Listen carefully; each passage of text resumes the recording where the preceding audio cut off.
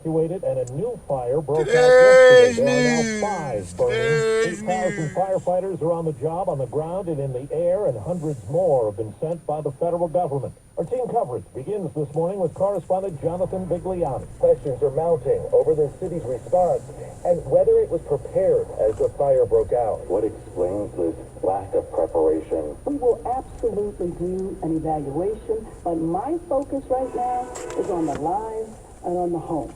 LA Mayor Karen Bass is also facing criticism over the $17.6 million reduction in the LA Fire Department's budget. Last month, LA Fire Chief Kristen Crowley warned that the cuts affect the ability to respond to large-scale emergencies. I had to make some tough decisions because of those budget cuts, and with that, we focused directly back on our core mission as a fire department and EMS provider. CBS's Chris Van Cleve is covering the big Eaton fire in and around Pasadena. Fire's devastating past leaves behind only scars of what remained before. At least 5 people are dead, including 82-year-old Rodney Nickerson. He said, Altadena's been through some stuff and I'm going to be all right. We didn't think that it was going to be this bad, so fast and so quick. I just cry.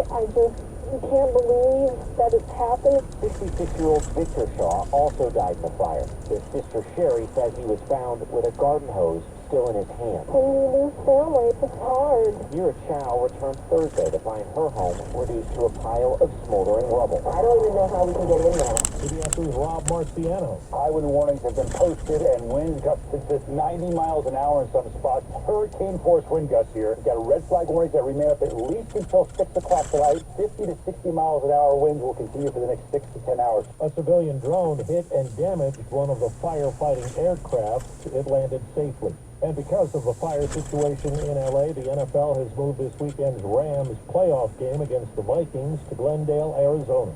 A powerful winter storm has sent temperatures plunging, and snow and ice is falling in some parts of the South. CBS's Skylar Henry. An Arctic blast is sending parts of the South into a state of emergency, with winter storm warnings stretching from Texas to the Carolinas. In Texas, the mix of snow, sleet, and freezing rain grounded more than 1,500 flights Thursday at Dallas-Fort Worth Airport, jamming thousands of passengers. Texas Governor Greg Abbott said the state's prepared. We're putting public safety first. The lives of our fellow Texans are by far the most important thing. CBS's Jason Allen is in Dallas. This is a real icy, slushy mix that's been falling at the beginning of this storm. And the biggest concern is people potentially getting stuck out on roadways. The region just doesn't have the equipment, the infrastructure to clear it all off. Donald Trump is appearing virtually for his sentencing going on now in the New York City hush money case. Yesterday, he took aim again at the judge who's presiding. Frankly, it's a disgrace. It's a judge that shouldn't have been on the case.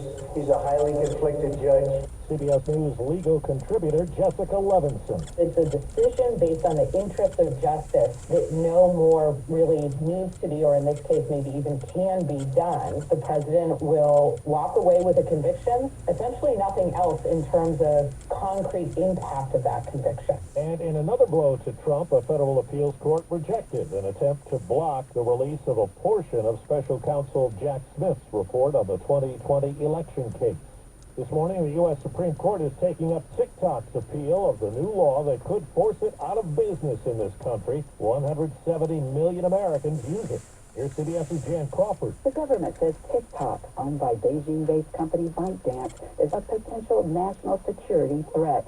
TikTok has a vast amount of data about Americans. Journalist Emily Baker White found out how much information TikTok could get after she wrote stories in 2022 critical of the company. I had TikTok on my phone as a reporter covering TikTok, so ByteDance could look up all of the places that I was going. TikTok fired the employees who accessed Baker White's data. It downplays national security concerns, saying the law violates the free speech of Americans, and some of the platform's 1.3 million creators have joined the legal fight.